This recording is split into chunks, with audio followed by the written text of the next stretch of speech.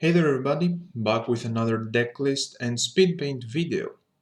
As any of you who saw the art for this video already on Reddit or my Twitter may have guessed, we have an Umr at-Tawil deck today. It's probably not super optimized, but I find it really fun, so let's get into it. Starting off with the rulers. It is a Cthulhu-centered deck, so I thought of using Wolfgang or other Cthulhu rulers, but in the end, I found a better option.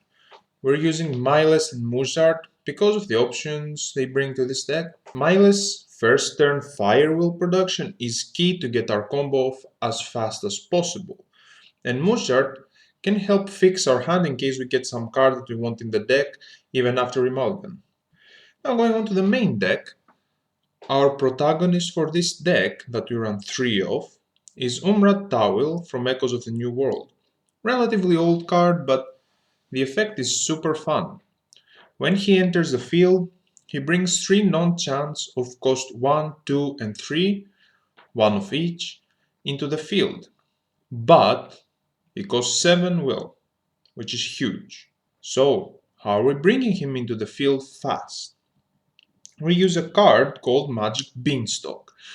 A very good card from Magic Stone War that can bring any Resonator from your deck into the field when it gets 3 growth counters. And it grows by raising your J rulers, so a tag pair is optimal. We run 4 of these, and you ideally want to play a Beanstalk on your very first turn by using Milest's extra mana. So on turn 2, after you recover, you go straight 3 counters and Umr. Another way to cheat Umr in is an intended combo with Spawn of Umr. A 2-wheel 3/6 that banishes itself when it deals damage to the opponent to bring a Cthulhu Resonator to the field from your hand. We play 4 of these, and it is the reason why I chose to focus on Cthulhu in general in this deck, so even if you don't have Umr in hand, when this deals damage you can summon something else. These are the main cards for this deck's concept, the rest is more of a suggestion or what I find a lot of fun to run. However, you can play around with it and find other interesting cards to play.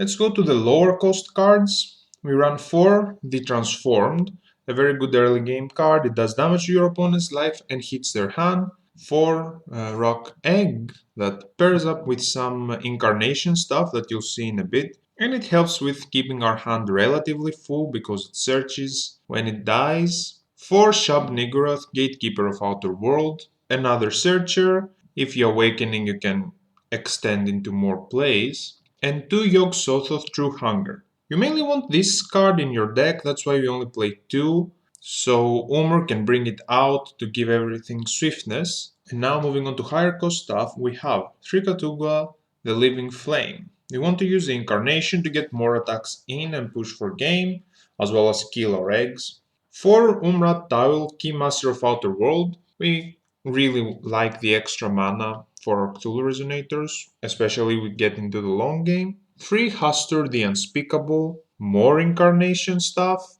so free extra attacks if you have Yog-Sothoth out, and also it can kill Resonators, which is very good because you don't want your opponent to have blockers. And now our cost 3 Toolbox that I've chosen with the deck. You can play around with these, change them up, but I have 1 Necronomicon Book of Outer World to bring in and buff our Cthulhus, 1 Darkness Servant of Ragnarok for removal and a blocker with flying in case it is necessary, 1 Fire Servant of Ragnarok to deal 1000 damage to anything, 1 Pricia Pursuant of Exploding Flame, she kill, she burn, and she also is in our colors, and 1 Magna's Guardian Beast. Because we have a few cost 1 stuff, we want to cheat into the game even more. And last but not least, our stones are 4 Magic Stones of the 6 Sages. Of course, you want to untap your rulers, you want to be able to produce any color.